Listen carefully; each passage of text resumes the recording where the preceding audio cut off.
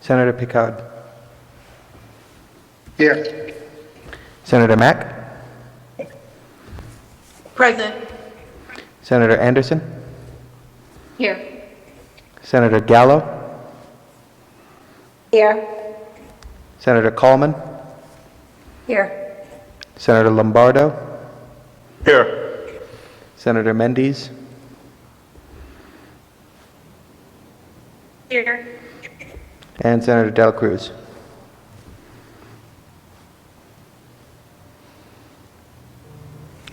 Chairman, we have a quorum. Okay, thank you, Mr. Clerk.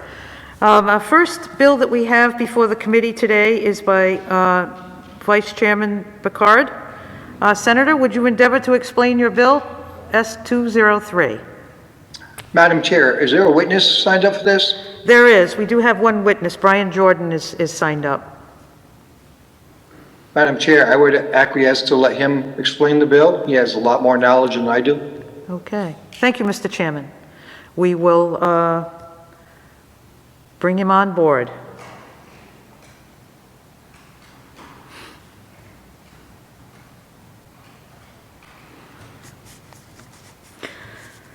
This bill, it does authorize Department of Insurance within the DBR in lieu of passing in-state licensing examination to recognize the competence of an applicant for an insurance claims adjuster's license through an out-of-state proctored examination.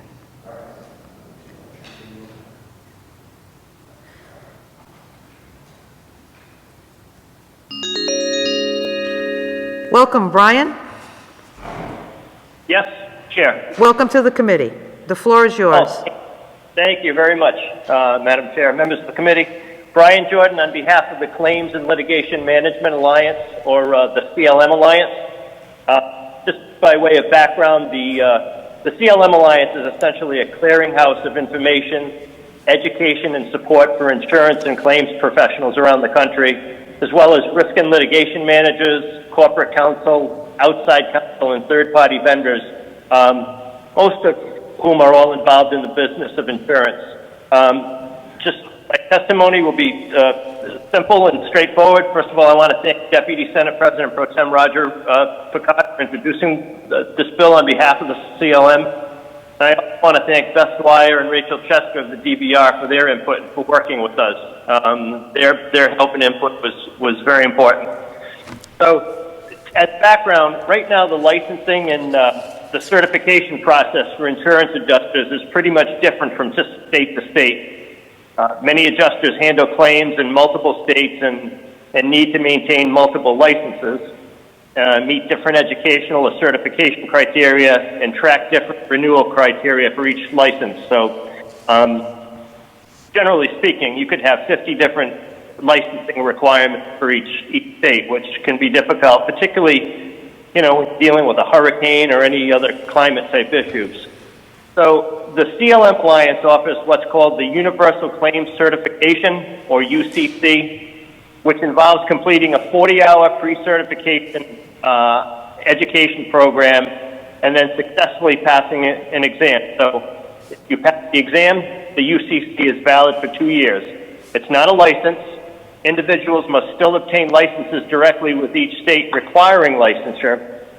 However, the UCC is certification that the holder has completed the educational requirements to hold a license in states that recognize it. And right now, the UCC is approved in the following states: Alabama, Arizona, California, Florida, Georgia, Indiana, Mississippi, and Texas. So if Rhode Island passes this bill, an individual who is an insurance adjuster in one of the states who also holds the UCC certification could serve as an insurance adjuster in Rhode Island after applying for a license with DBR.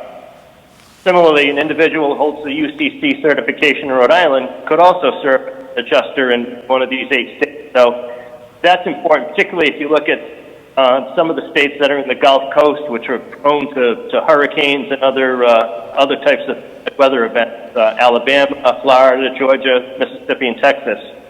So that's essentially the background. I would like to propose one amendment, though, and be happy to work with Senator Picard. The DBR has requested changing the effective date from upon passage to January 1st, 2022, to give them time to set up for this new process, and we're more than fine with that. So that's explanation for the bill. Be happy to answer any questions. Okay, thank you, Brian. Are there questions from committee members for Brian? There are none.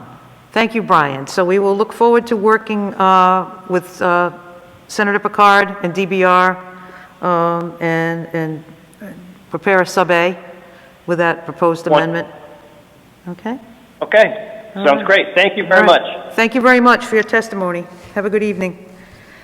I do not see anyone else signed up on the bill, so at this time, because it will need a sub-A, I would entertain a motion to hold. Do we have such a motion? So moved. We have a motion by Senator Picard, seconded by Senator Coleman. Will the clerk please take the roll? Chairwoman Sosnowski.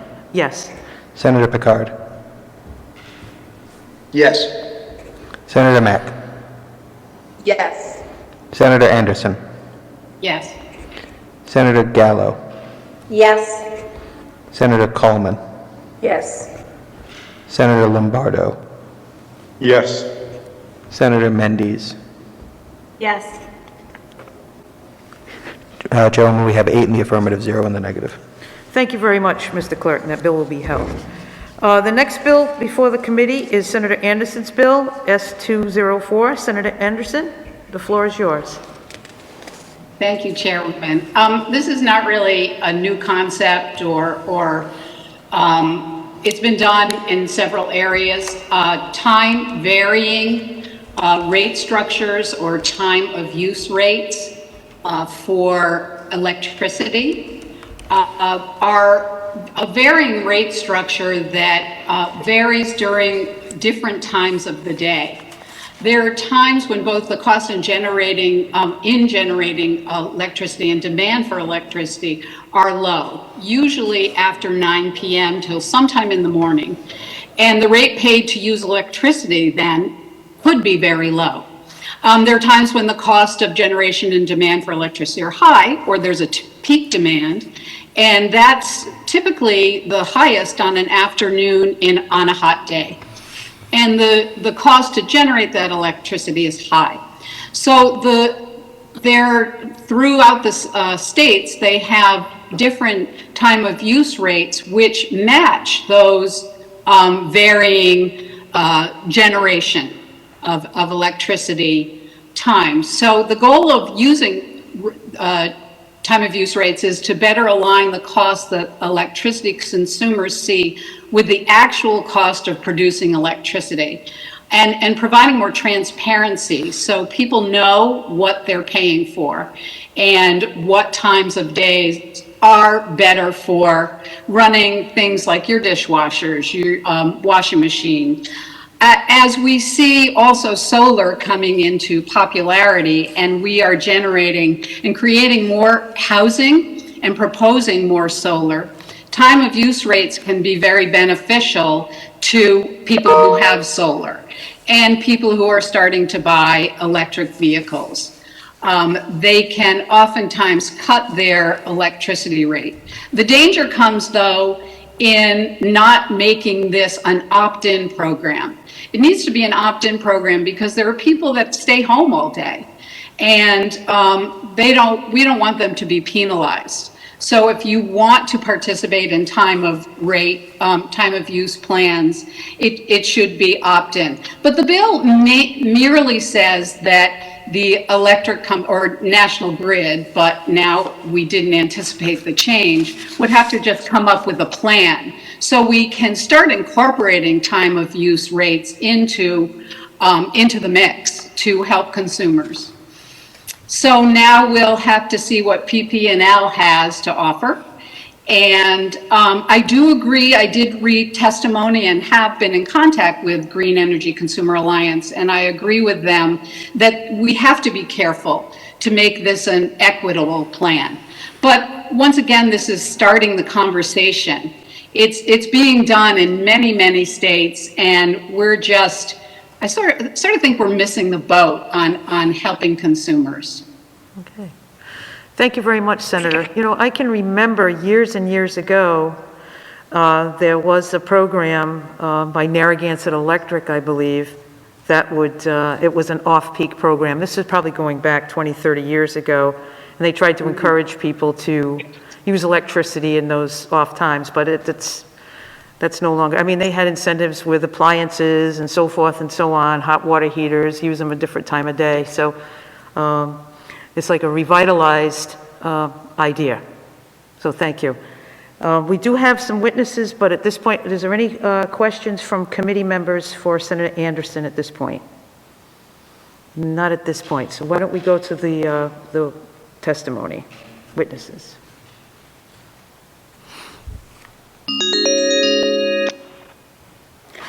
Welcome, Kai Salem.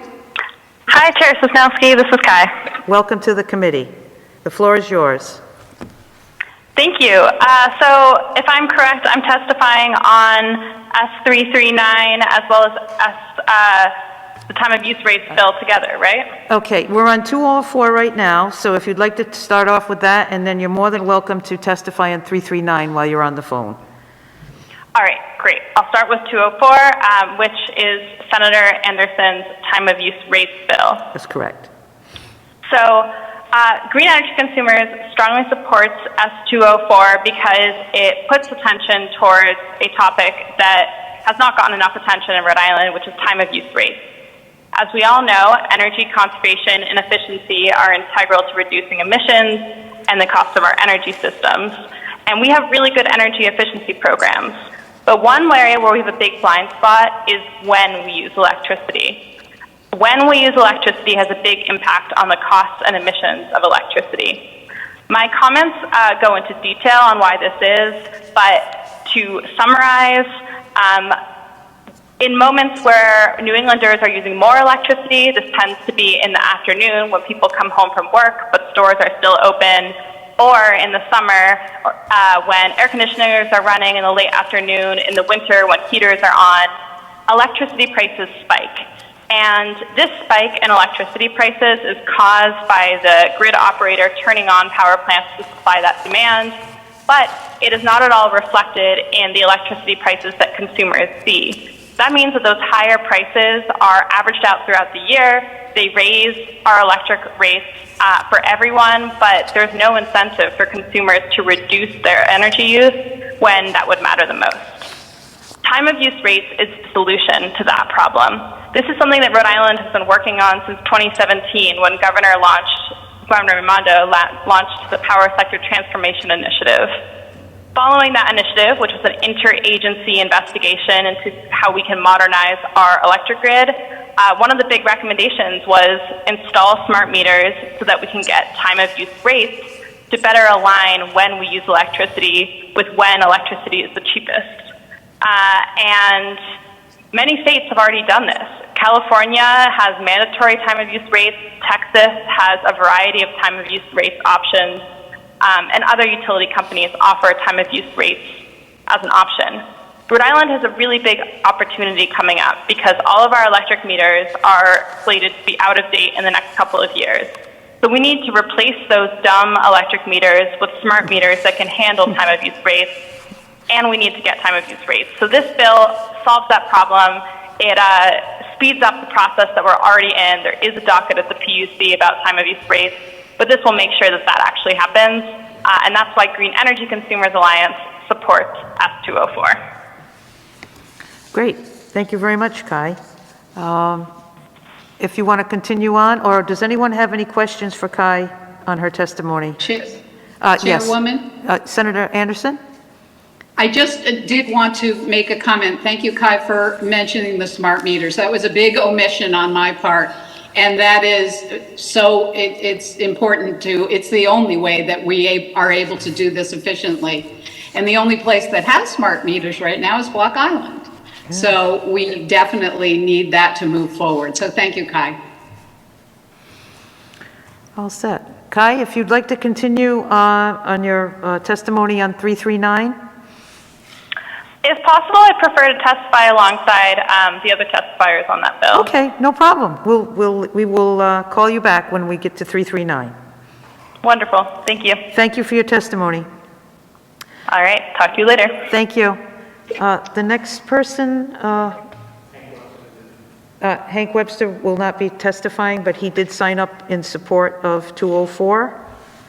I just wanted to share with the committee, in addition to the comments that we have received, the Pasco Utility District is also asking for exemptions to the legislation. So I would entertain a motion to hold this bill now so we can receive more testimony and then work on the bill before we consider it. So at this time, I would entertain a motion. We have a motion to hold by Senator Coleman, seconded by Senator Anderson. And now I'll have the clerk call the roll, please. Chairwoman Tisnowski. Yes. Senator Picard.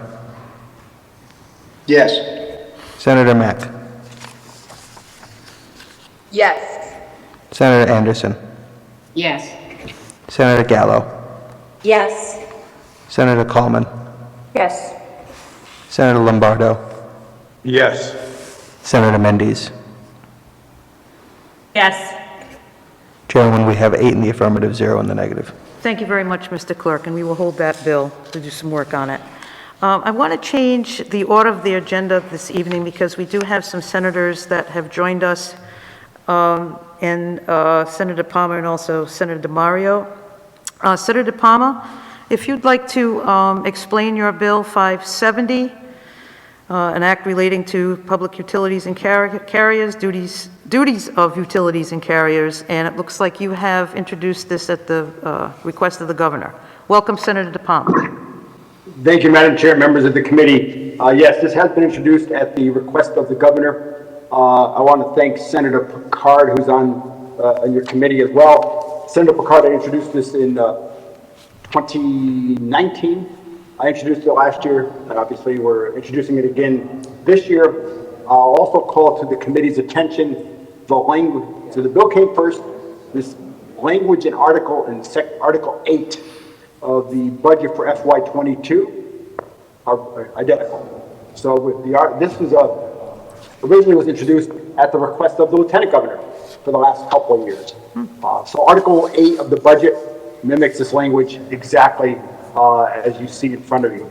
And what this seeks to do, I know you have some correspondence, since we also heard Article 8 in Finance Committee on Tuesday night. What this bill addresses, it talks about emergency response plans, emergency preparation, and emergency response. If you think about those three things, that's what this bill seeks to do. The first part with regards to emergency response plans, it requires that on or before May 15, 2022, and annually thereafter, submitted to the Division of Public Utilities, the electrical carriers will submit a plan for emergency response plan. Break on that. Subsequent, and then there's a certain teeth that have been put in because of that, should that not be done. The goal of the teeth is to ensure that it gets done. No one ever wants to fine, and only investor-owned companies will be impacted by this. With regards to emergency response preparation and emergency response, also language in there with regards to that, ensure that that's in place. There are teeth in with regards to that as well, to the tune of $100,000 a day, no more than $7.5 million. Those of us that lived on Aquidneck Island, you remember the fateful day, or if you heard about it, read about it, of 2019, January 21st, I believe, the coldest day of the year in many, many years. Approximately 10,000 natural gas customers lost gas. 10,000, residential and commercial. National Grid did their best with regards to that. Many folks were out of heat. Some had some damage as well for the period of about 5 to 7 days. It was in Middletown. Ridge started in Middletown. They actually turned the gas off, and a good portion of Newport, they had turned the gas off. As a result of that, the PUC filed a case to evaluate and investigate what had transpired there. Ultimately fined National Grid $39,000, because that's all they could do because of that. No one wants to fine anybody. No one ever wants to force anybody to pay a fine. By the way, if they do pay a fine, it goes to the ratepayers. It doesn't go into a fund somewhere else, so the ratepayers would benefit by this. This is even more important now, and we all heard about the impending sale that's been begun of National Grid to PPL, Pennsylvania Power and Light. So let's take out who the companies are, who the people are. This is about ensuring we have emergency response plans in place. We've done emergency preparation, and when an emergency occurs, we have the appropriate execution of that emergency response plan that's been provided before and preparations done. There's some other things in the bill with regards to designation by cities and towns of who gets information, also by the utility that they have somebody identified at the emergency response center. That's somewhat secondary, but the key thing to remember is response planning, response preparation, and execution. And also that this aligns with Article 8 in the governor's budget. This was submitted at the request of the governor. And thank you back to Senator Picard, who introduced this in 2019, and I picked it up last year and this year. Madam Chair, back to you. Thank you very much, Senator DePalma. Are there any questions for Senator DePalma from committee members? Doesn't look like there are, but we do have one witness signed up. Linda George from Division of Public Utilities and Carriers has signed up in support, and we are contacting her now. Thank you, Madam Chair. Welcome, Linda. Good evening, Chair Sosnowski and committee members. Welcome to the committee. Thank you, and thank you for the opportunity to testify. For those who don't know me, I'm the administrator of the Division of Public Utilities and Carriers. I was listening to Senator DePalma, and I will not repeat what he said, but I do want to highlight a couple of things. First, this plan, the legislation does three things. Requires the filing of a plan, and the review, the aim of the review is to ensure that plans would be adequate, reasonable, and cost-effective. The plan also requires, the legislation also requires the division establish performance standards. Those standards will focus on speed, efficiency, and communications during restoration efforts, as well as proper training prior to restoration. There's a requirement for drills and practices. In addition, the penalties provision that Senator DePalma talked about, and I agree with him, nobody likes penalties. But from a regulatory perspective, as the administrator of the agency charged with overseeing utilities, our current penalties are inadequate. $1,000 a day per violation. $1,000 per violation per day. It's woefully inadequate. For this legislation, it would increase the fining authority to a modest amount compared to our National Grid in other territories, Massachusetts and New York. But most importantly, penalties are a regulatory tool to focus the utilities' attention on resources and areas that are important to you legislators and the state and ratepayers. Without that tool, it's hard for a regulator to get a utility's attention. There's nothing more effective than the threat or the possibility of fines. And then I will leave you on this. I understand that National Grid has suggested this legislation is not necessary because they're already filing plans with us, and those plans contain the requirements set forth in this bill.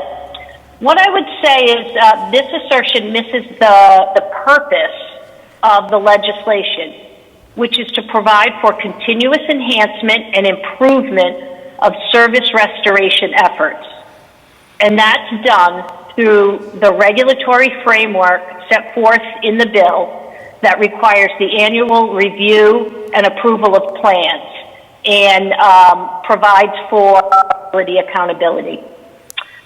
I'm happy to answer any questions, but that concludes my testimony. Thank you very much, Linda. As always, very thorough. Any questions from committee members for Linda George? There are none. Thank you very much for your testimony and for your work on this. Appreciate it. Good night. Thank you, Good Chair. night. Good night. That concludes the witness list on 570. I would entertain a motion to hold. As Senator Palmer said, this is also addressed in Article 8 in the budget. So I would entertain a motion to hold this bill at this time. Do we have such a motion? So moved. We have a motion by Senator Picard, seconded by Senator Coleman. Could the clerk call the roll, please? Yes. Senator Picard. Yes. Senator Mack. Yes. Senator Anderson. Yes. Senator Gallo. Yes. Senator Coleman. Yes. Senator Lombardo. Yes. Senator Mendes. Yes. Chairman, we have 8 in the affirmative, 0 in the negative. Thank you very much, Mr. Clerk, and that bill will be held. Madam Chair, thank you very much. Thank you very much, Senator De Palma. You're welcome. The next bill I'd like to bring before the committee is Senator DeMario's Bill 632, an act relating to state affairs and government, Quonset Development Corporation. Welcome to the committee, Senator DeMario. The floor is yours. Madam Chairwoman, I appreciate it. Thank you so much to the members of the committee as well. So the bill that I have before you tonight is brought on behalf of the Quonset Development Corporation, which, as some of you may know, is a quasi-state agency. And so what they are seeking to do is to request permission to obtain a $1 million line of credit. And so before I get into the whys about that, I just want to give a couple pieces of information about Quonset. So it's important to know that Quonset is actually self-sufficient when it comes to their operating budget. They do not receive any funding from the state for operations, though the state does fund capital projects at Quonset. Quonset covers more than 12,000 different jobs at over 200 companies, and 1 of every 6 manufacturing jobs in the state is at Quonset. And so one of the things that's important to understand about Quonset is that they really rely on being able to have well-running infrastructure, which of course is like the buzzword of the moment, right? They really rely on being able to have well-running infrastructure to be able to do the work that they do. And so being able to access this line of credit would mean that they would have the ability to have cash on hand for any types of emergency repairs to their railroad tracks, roads, water supply, and they'd be able to have the short-term bridge to do that as necessary. In addition, because they provide so much of these different types of manufacturing jobs and this infrastructure in our state, they're also eligible for a lot of federal grants, but a lot of times to be able to access that grant money, they have to be able to float that money up front for the projects before they receive the federal reimbursement, and so this line of credit would also allow them to do that. It's important to understand that this line of credit would be backed by the assets of the Quonset Development Corporation itself, and so the taxpayers would not be on the hook for this at all, and there would be no risk to the state or the taxpayers. I believe, Madam Chair, that you have Stephen King signed up to testify on this bill. That is correct. He has, Great. signed up. So I would certainly defer, to him to answer any more specific questions about that. But I am, happy to be bringing this bill forward on behalf of Quonset, which is, again, important not just for my district, but also for our state. Thank you very much. Okay. Thank you very much, Senator. And I believe we do have Stephen King. He has signed up, and we will bring him forward.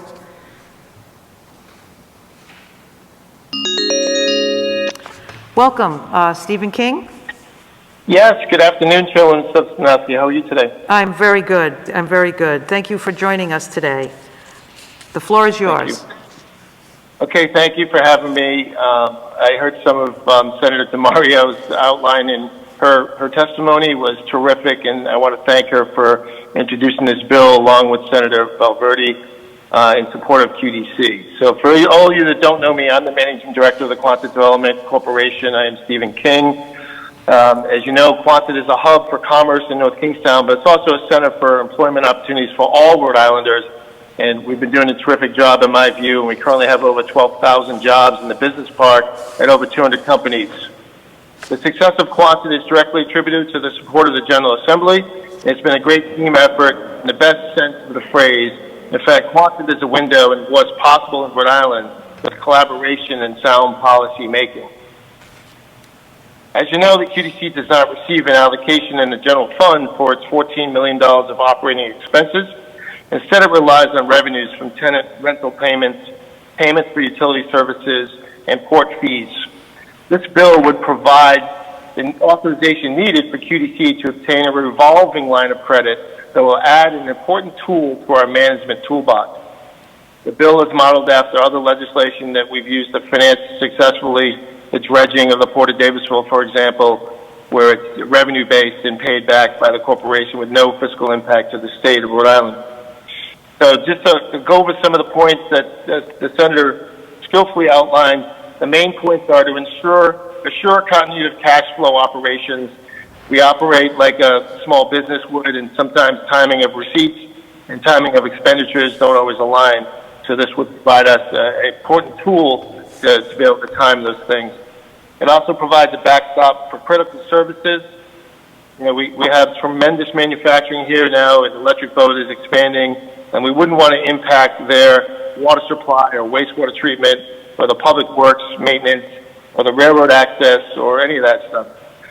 So it's highly important that we can respond to emergencies and have the financial ability to do so when there's an unplanned equipment failure or service interruption. As you mentioned, it also provides us some opportunity to manage federal grants. Lots of times these grants, almost all the time, the grants are reimbursement style in structure, so we need to make payments to vendors and get reimbursed after the fact.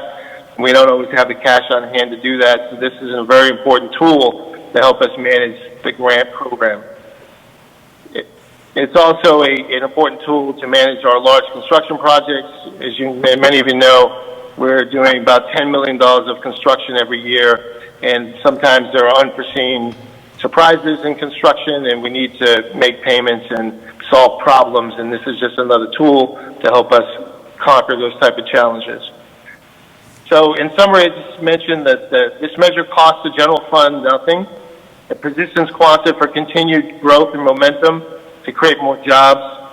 It allows for cash flow insurance and allows us the opportunity to continue to grow. Last year, despite of this pandemic, we added nearly 300 jobs to the business park, and this bill will help us continue our momentum. So I want to close by inviting all the senators and members of the committee to come down. I'd be happy to show you around for a tour. A lot of new growth, a lot of new things have happened here, a lot to see. And I urge your support and passage of this bill. Thank you. Thank you very much, Stephen. And that field trips is something, when I was the chair of the Environment Committee, we used to do that. And we have new members of the Senate on the Commerce Committee. So I think we'll take you up on that as we move forward to have a field trip down there. I think it would be very educational for the new members as well as the members who have been in the Senate for a while. Congratulations. It's a great busy place of commerce down there at Quonset Point. It did a great job throughout the pandemic, keeping people working and so forth. It's really a jewel for the state of Rhode Island. I did have one question on the bill, and I don't know if we need to be more specific or not when we speak about the term operational purposes. It says the $1 million for operational purposes. I don't know, it might be better to, I mean, the present leadership, yourself included there, we know that you have the best intentions and understand what the money would be used for, but I'm just wondering if we could possibly work with you if come up with some more specific definition of operational purposes, just to make it more clear on the legislation. I don't know. That's great input. That's great input. We'd be happy to work with you on that, Chairwoman. Okay. Thank you very much, Steve, and we'll work with the sponsor as well on that. Are there any questions for Mr. King? I know you want to make the date for the field trip as soon as possible, the members. I can see the excitement. But no, we will work on that. As far as the legislation goes, I don't see any further questions or comments. I want to thank you very much for your testimony, Steve. And thank you so much. You have a good afternoon. You as well. Thank you. That concludes our witness list for 632. I would entertain a motion to hold at this point. Do we have such a motion? So moved. We do have a motion by Senator Picard, seconded by Senator Coleman. Could the clerk call the roll, please? Chairwoman Sosnowski, Yes. Senator Picard, Yes. Senator Mack, Yes. Senator Anderson, Yes. Senator Gallo, Yes. Senator Coleman, Yes. Senator Lombardo,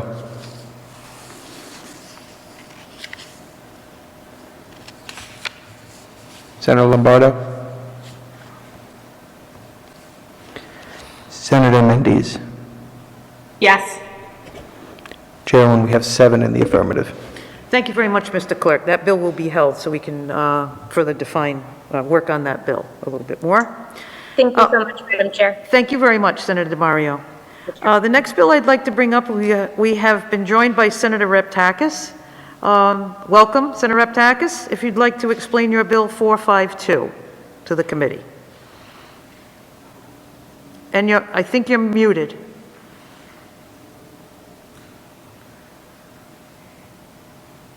Still can't hear you, Senator Reptakis. No? Try that. No. Can't seem to get any.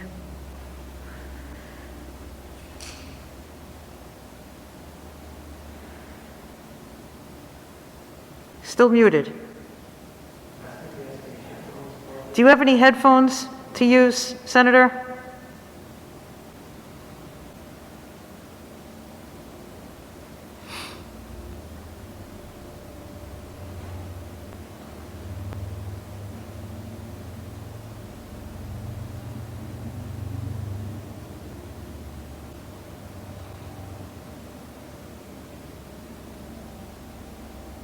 Okay, try that.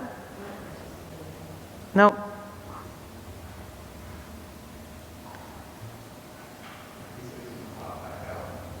Okay, all right, well, we can stand at ease. If the committee will just stand at ease for a moment.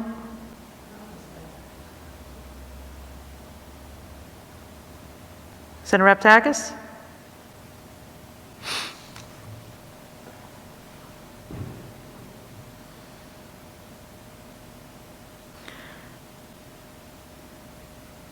Why don't we come back to you later, Senator Reptakis? How's that sound? Okay, we'll move on. Let's see. Why don't we go to 787, Senator Ruggiero's bill. Senator Ruggiero's bill, 787. It's an act relating to state affairs and government, the Executive Office of Commerce. It creates a Deputy Secretary of Commerce and Housing within the Executive Office of Commerce to oversee housing initiatives and develop a housing plan. And we do have some witnesses who have signed up for this bill, and we will contact them.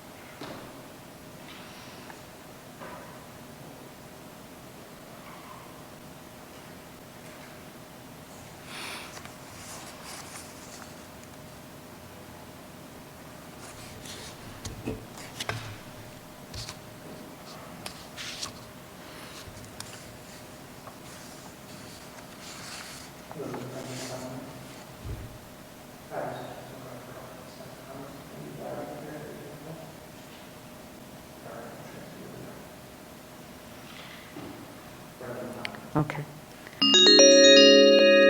Welcome, Brenda.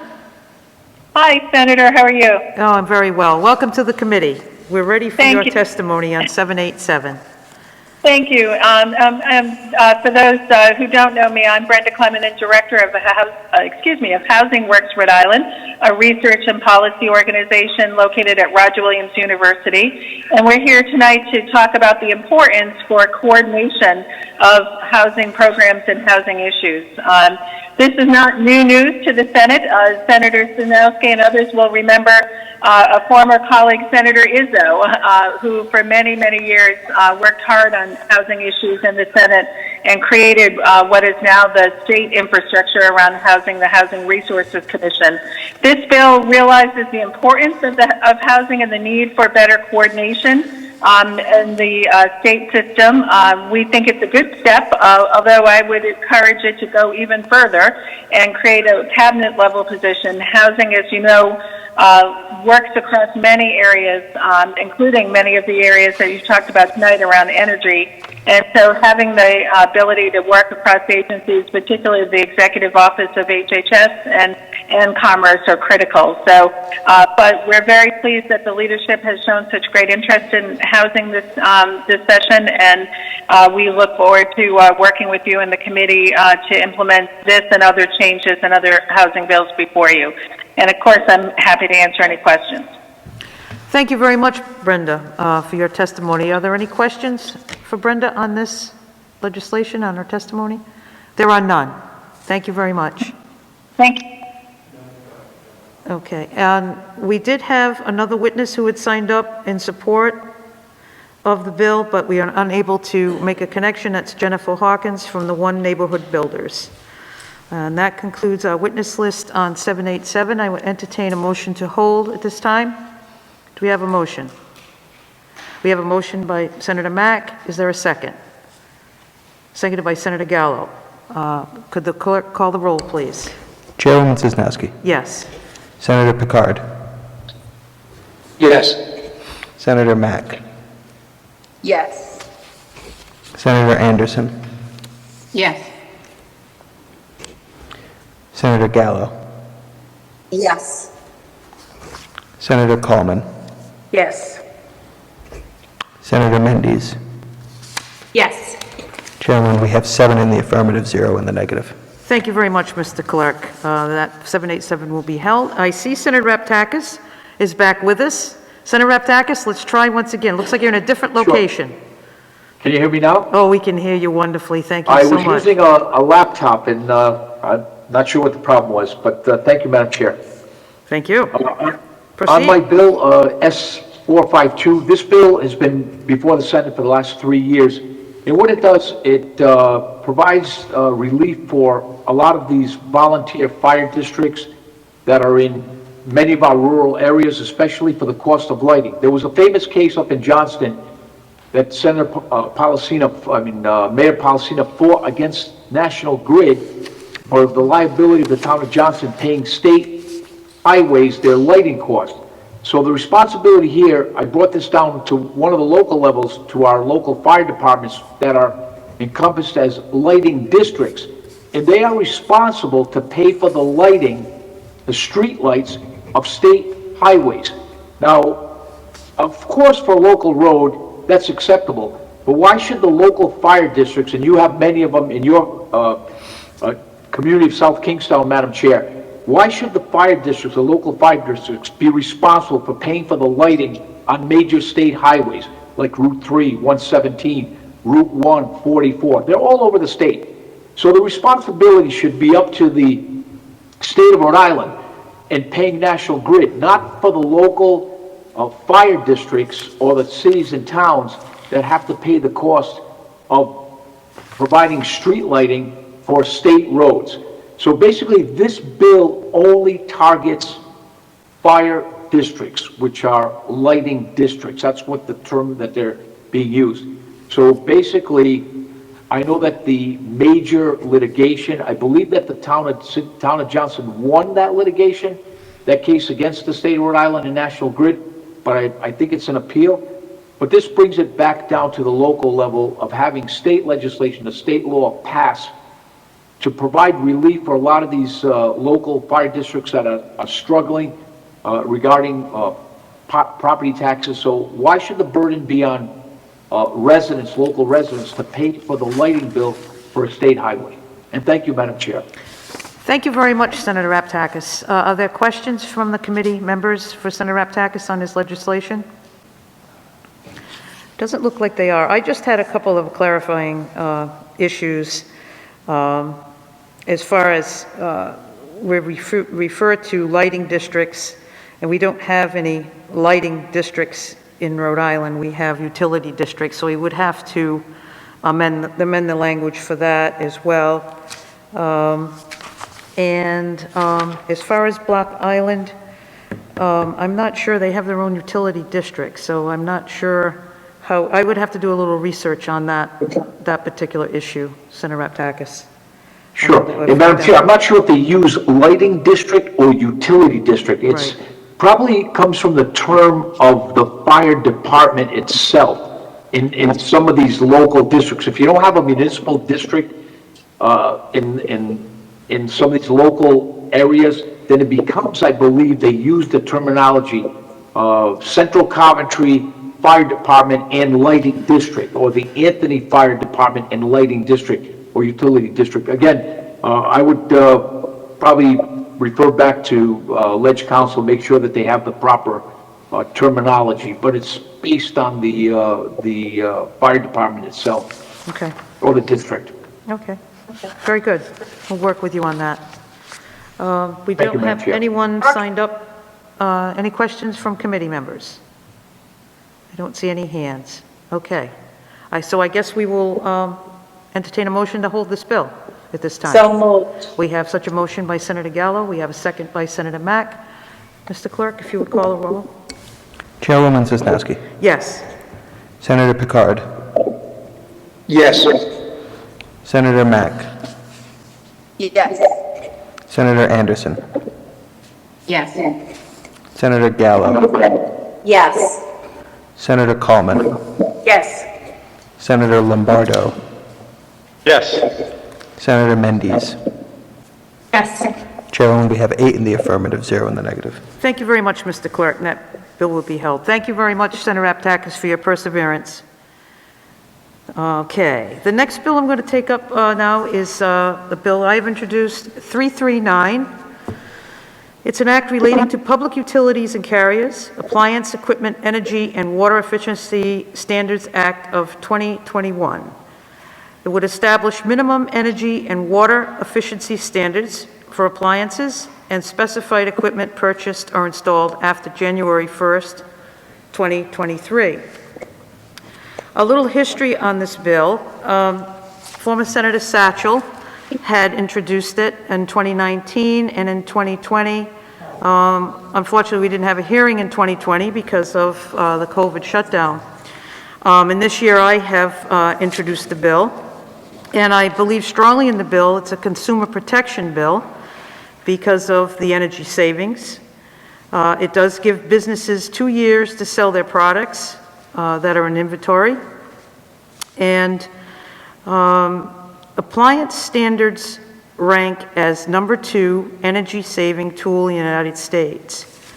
According to the Appliance Standards Awareness Project, they have a lot of statistics on how much energy can be saved.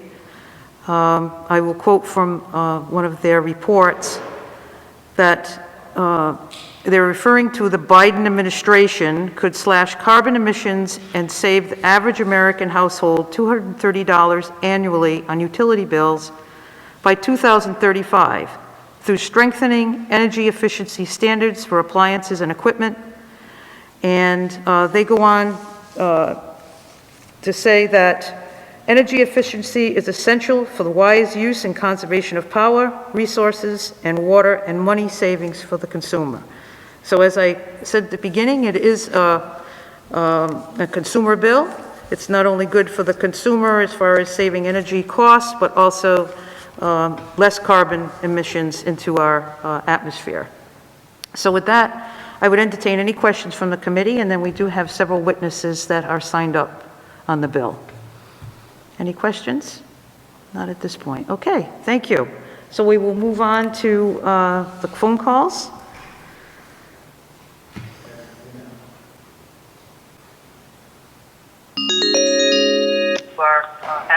Welcome to the committee. So with that, I would entertain any questions from the committee, and then we do have several. Thank you. If you could turn down your volume, because we're getting a little feedback, because there is a delay.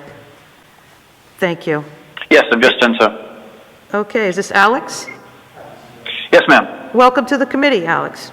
The floor is yours.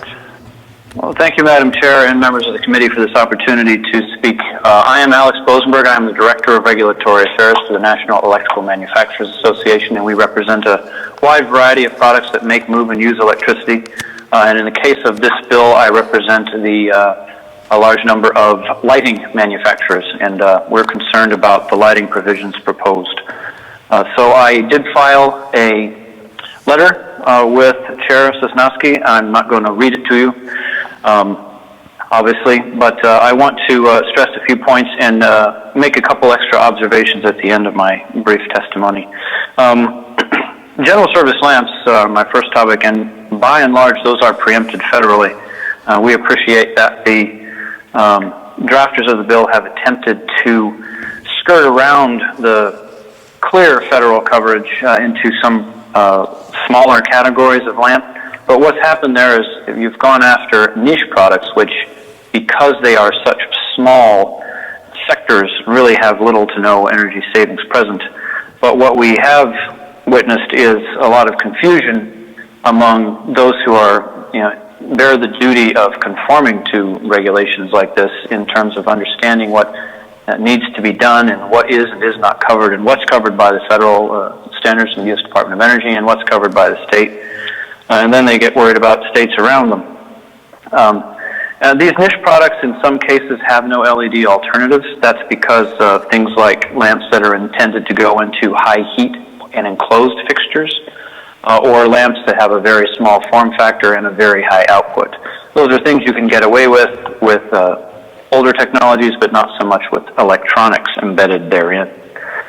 So in those cases, fixtures have to be replaced, or things completely rebuilt to use the newer technology. And it's not that we can't provide that; it's that we believe that the costs that would be placed on Rhode Island retailers and citizens are not accurately understood because of this necessary change for areas where it's not just a lamp replacement, which I think is how this was largely portrayed.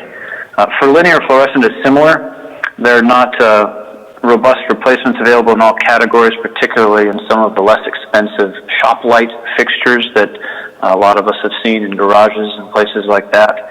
And in those cases where a lamp replacement is not available, that again is a brand new fixture. And in the case of a fluorescent lamp fixture, it's usually recommended that a certified electrician perform that, because now you're going to be messing with wiring. And so again, it's a product we can sell, but it's not one, it's not a cost that was understood or correctly portrayed when performing that sort of trade-off analysis.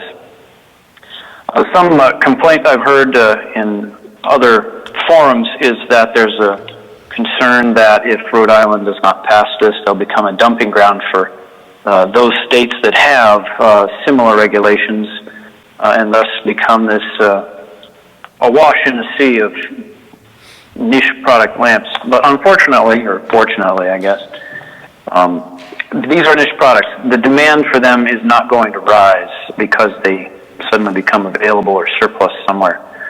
These are very low demand, and that's why they're not federally regulated, because there's not a lot of energy savings potential. I think what can result from the bill, or will result as written, is that there'll be confusion, as I mentioned, among those burdened with conformance.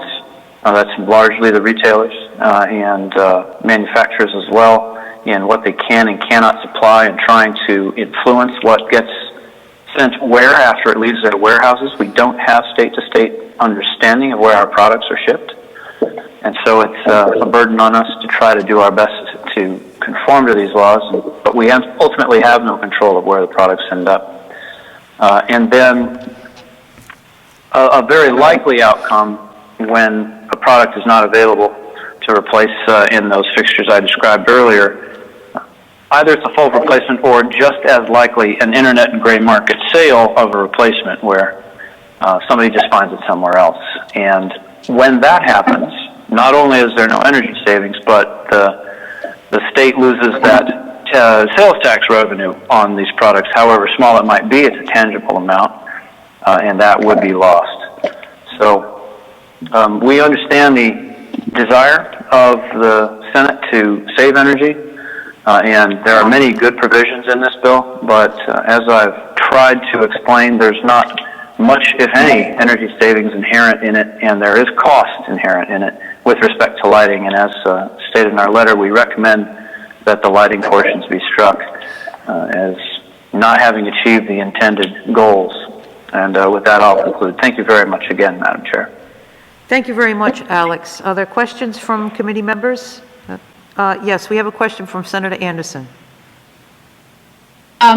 Sometimes you were cutting out. I'm so sorry, Alex, but are you talking about fluorescent lighting in particular? Yes, ma'am.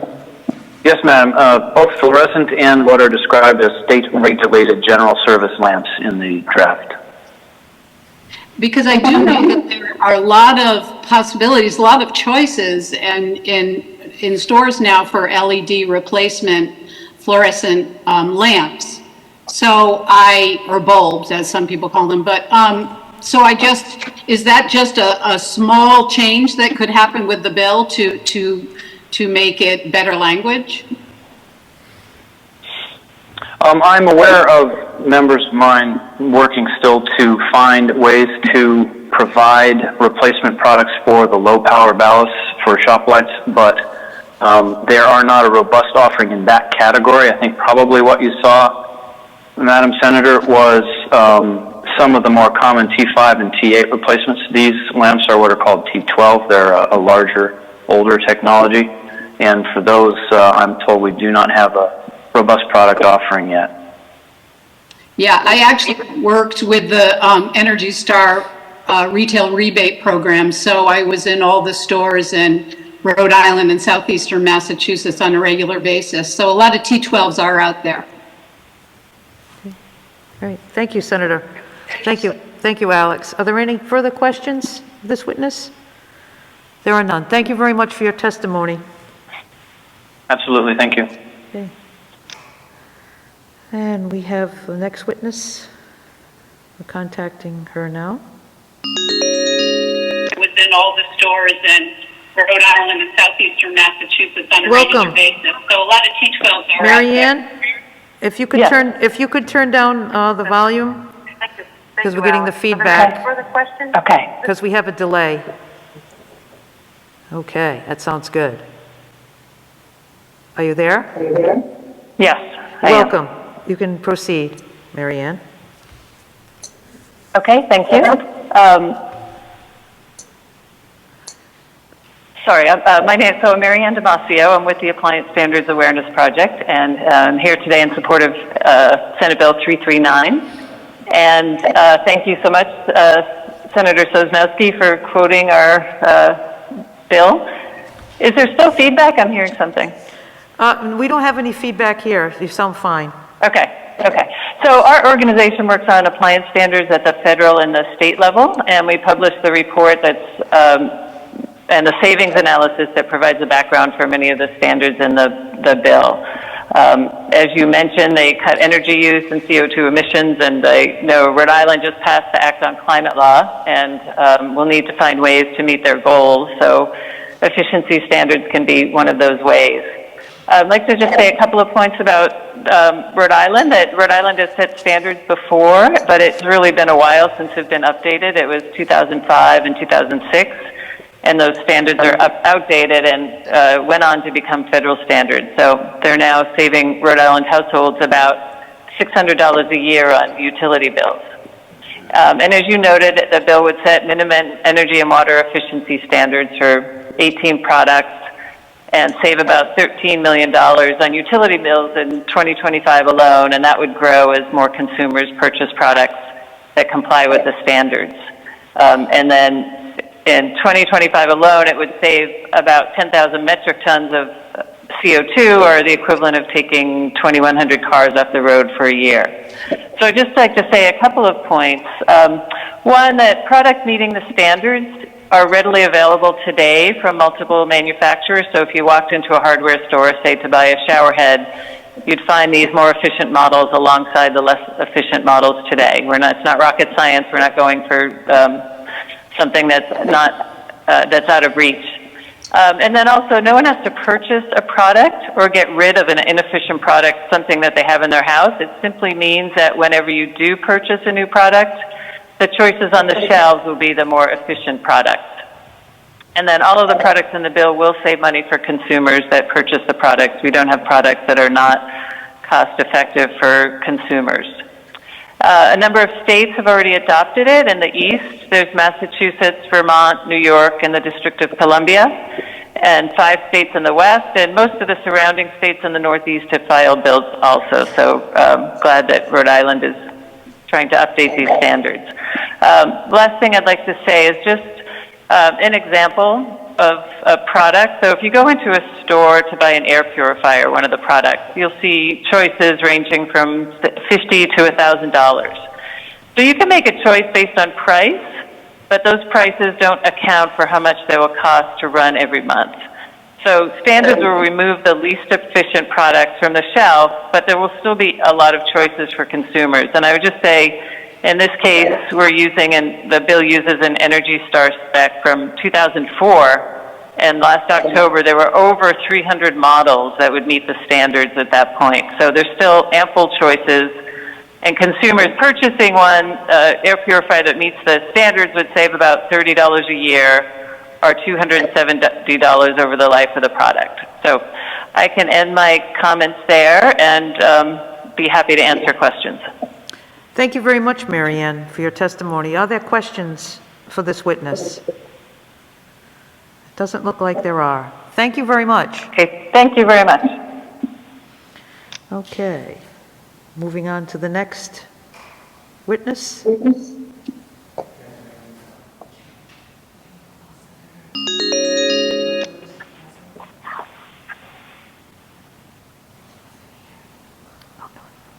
Are we all set? Is this Jacob Cassidy? Yes, it is, ma'am.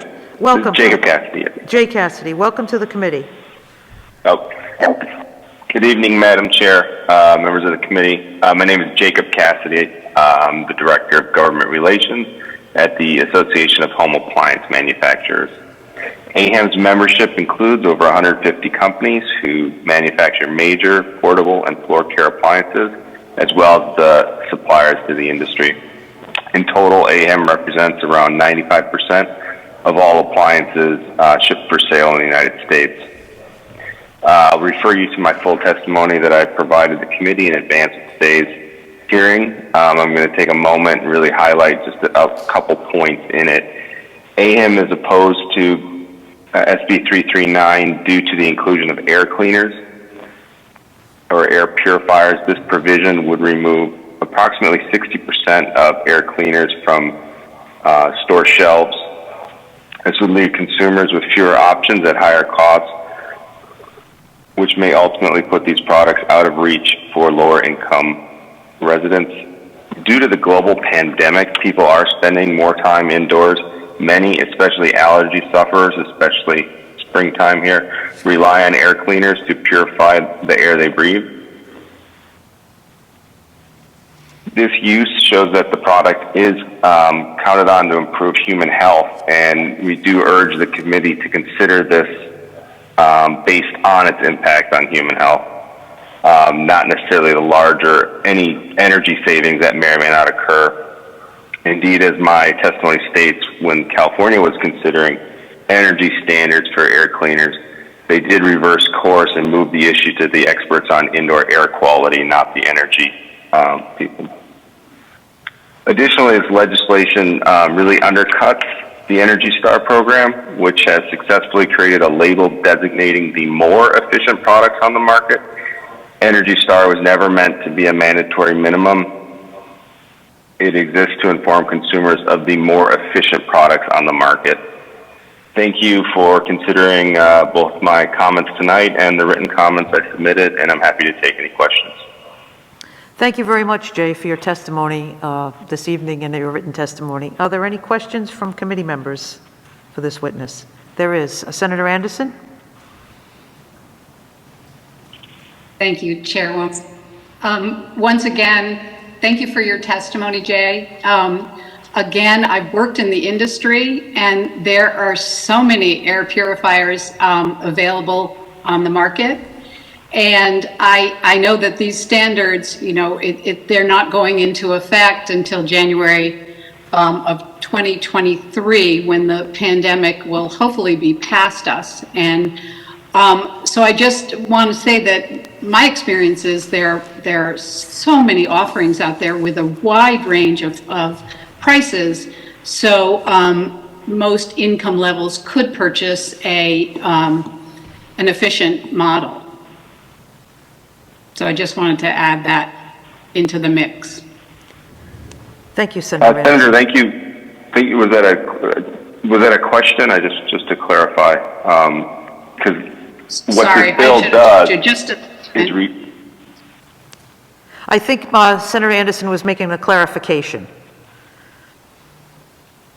Okay, because this bill would restrict it to only products that have the Energy Star label.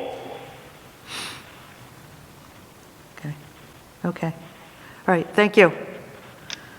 Further questions, Senator Anderson? All set. Okay. All right. You're all set, right, Senator Anderson? Or do you want to say something further? I saw your hand come up. So sorry. I'm all set, Chairwoman. Okay. Thank you very much. My sound's going in and out. Okay. All right. Thank you very much. Jay, I think that concludes any questions. And thank you again for your testimony this evening. Okay, next witness.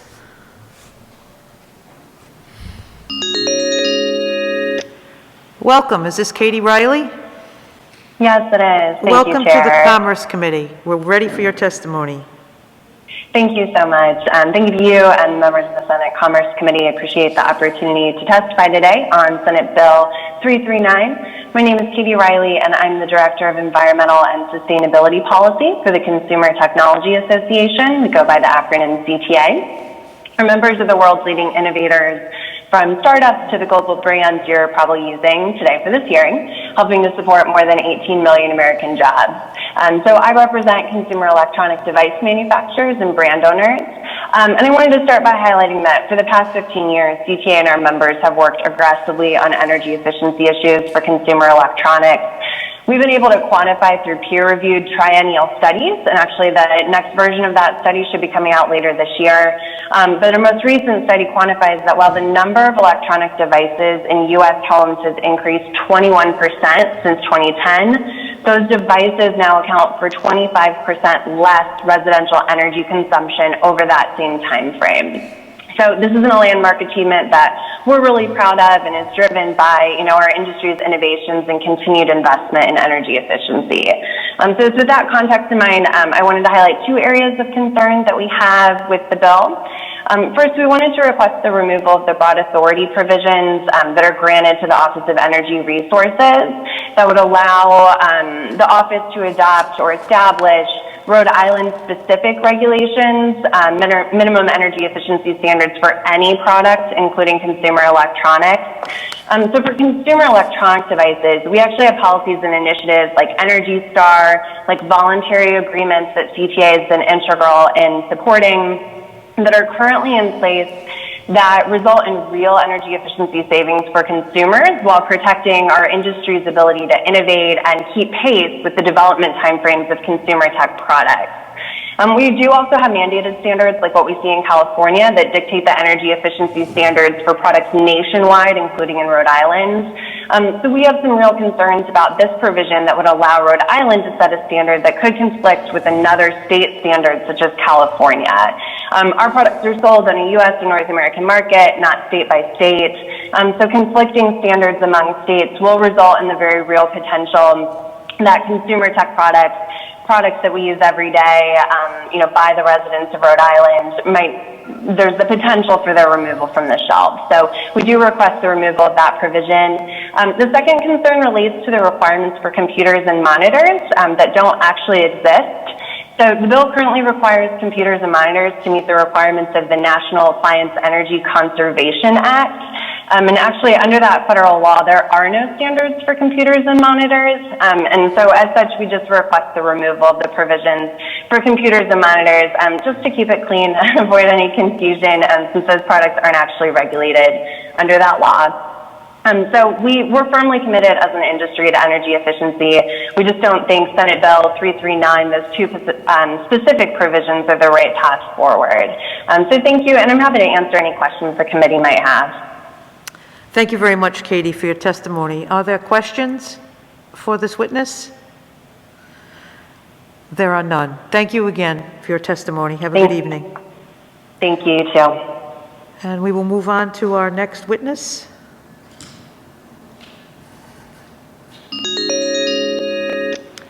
Welcome. Is this Mr. Charles Bell? Yes, it is. Welcome to the committee. The floor is yours. Thank you so much, Madam Chair, members of the committee. My name is Charles Bell. I'm the Programs Director for the Advocacy Division of Consumer Reports. And I wanted to call in. We've submitted a statement for the record in writing, but just want to commend you for your leadership in putting this bill forward. We agree that appliance efficiency standards are one of the best things we can do to reduce carbon emissions. And as someone who represents consumers and ratepayers, I think that consumers and businesses in Rhode Island would be very happy to get the $52 million in annual savings by the year 2035. And in addition, these carbon reductions will also make it possible to meet our greenhouse gas reduction goals and help reduce the need to build expensive new power plants. We think from a consumer perspective, the bill really benefits customers by making the operating costs of products lower. And so, for example, the air purifier standards alone would help reduce utility bills for consumers by about $30 per year and over $270 over the 9-year life of the product. So we see these energy savings and cost savings as being very much in the public interest and very much in the consumer interest. So we appreciate your leadership in bringing forward the bill and the broad coverage of the different product categories that are in it. And we would love to work with you to pass this and get those benefits for consumers and businesses. So thank you so much, and happy to respond to any questions. Thank you very much for your testimony. Are there any questions from committee members? There are none. Thank you again. Okay, thank you so much. Have a good evening. Moving on. The next, we have two more witnesses.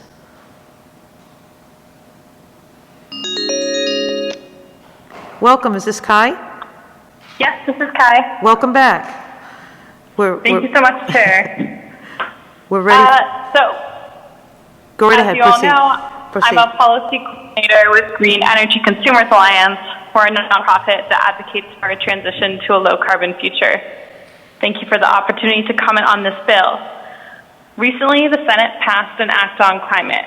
The next step will be finding ways to reduce emissions at least cost to Rhode Islanders, and this bill is just such a bill. It reduces emissions, but most importantly, it saves money for Rhode Island residents and businesses while doing so. The bill raises the minimum level of efficiency required in 18 products sold in Rhode Island. Right now, if you go into a store in Rhode Island looking to buy a faucet, you'll have a few different options. 2 of them might even be the exact same price. So you choose one at random. You choose the one with a nicer color, a nicer gloss on it. What you don't know is that one of those 2 uses dramatically more water, which costs you more on your water bill. That is why this bill is a consumer protection issue. The opponents to this bill, the industry representatives today, don't care. They want to be able to continue making their products in other states and selling them to Rhode Islanders, even though Rhode Islanders are paying more for those products on their utility bills. We need to pass appliance standards because we can protect consumers from these tricky products by removing the worst performers on the market. If passed, the standards would lock in savings on electricity, natural gas, water, and utility bills.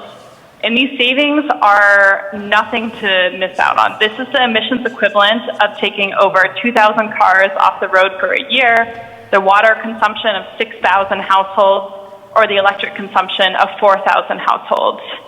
In dollar value on utility bills, these standards will save $13 million collectively every year.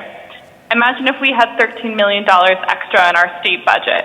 We just can't afford to have another year go by without passing these appliance standards.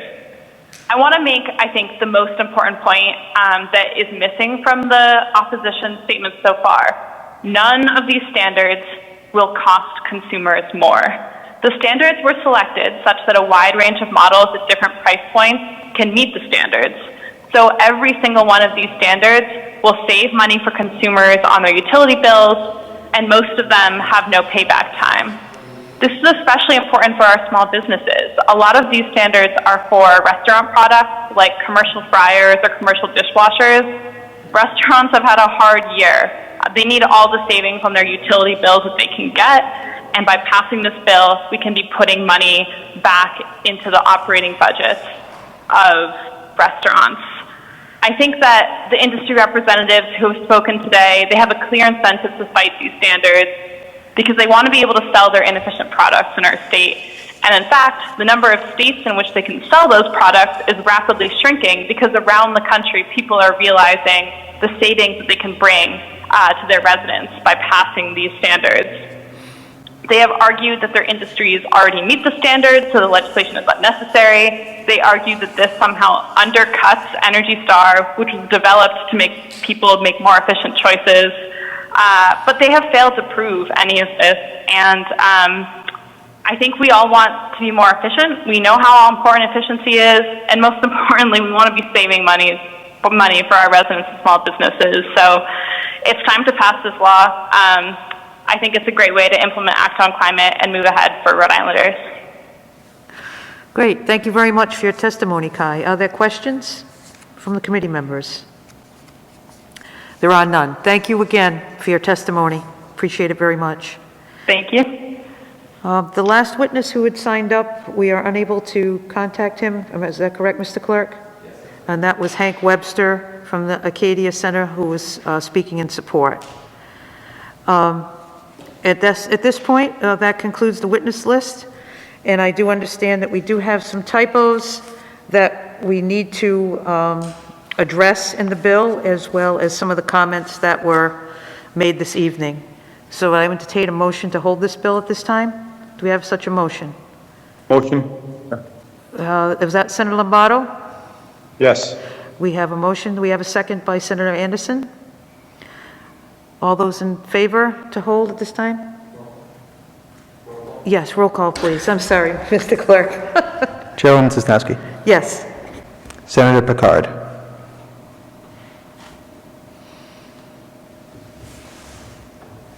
Senator Picard?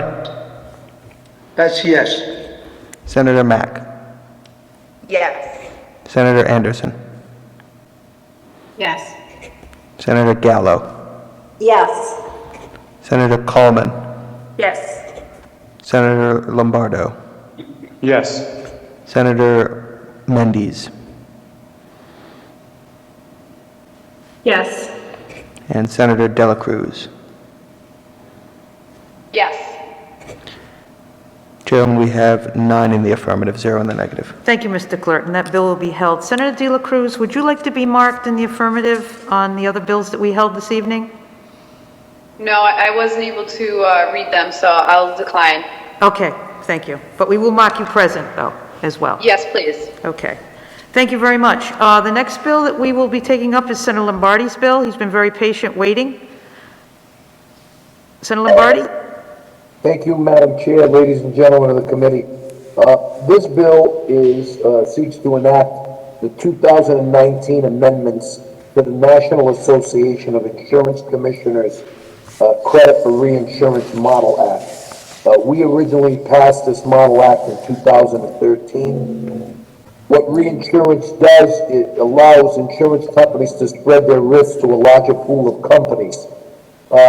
The model has been filed in over 24 states and would bring Rhode Island into compliance with several bilateral agreements that the United States has with the European Union and the United Kingdom. It provides a mechanism for large, financially strong non-U.S. reinsurers to qualify for eligibility by reciprocity to assume reinsurance from domestic insurers here in Rhode Island. I know that the Department of Business Regulation supports this for the reasons I've already cited, but more importantly, this amendment is necessary in order for us to be in compliance with the NAIC Model Act. And the credit for reinsurance is the statute under which insurers will take credit on their financial statements for reinsurance that they have purchased. What this means is that the requirement for the amount of funds an insurer may have on hand takes into account the fact that a reinsurer will be responsible to be reimbursing some of the claims. And most importantly for DBR, if we come in compliance by adding this amendment, we will still be regulated by DBR and not be subjected to the federal government coming in and regulating our insurance industry by virtue of federal preemption. That's the bill in a nutshell. I know there's going to be others that are going to be testifying, but I'm certainly here to answer any questions any members of the committee may have. Thank you very much, Senator Lombardi. Are there questions from any committee members for Senator Lombardi? There are none. We thank you, Senator Lombardi. We will move on to our testimony. We do have one witness signed up.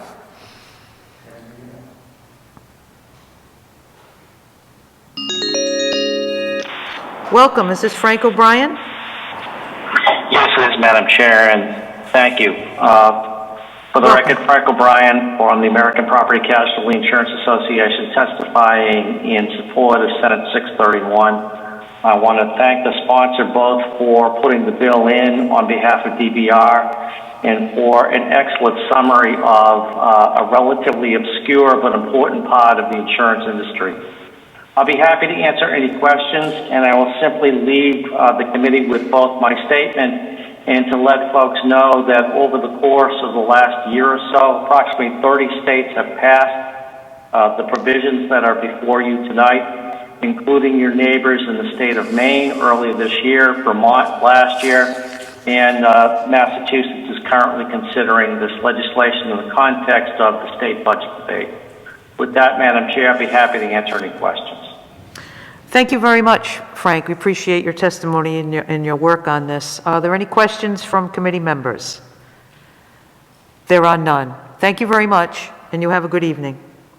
Good evening, ma'am. That concludes the witness list on 631. I would entertain a motion to hold at this time. So moved. We have a motion by Senator Picard. Is there a second? Second. We have a second by Senator Lombardo. Could the clerk call the roll, please? Chairwoman Cisnowski. Yes. Senator Picard.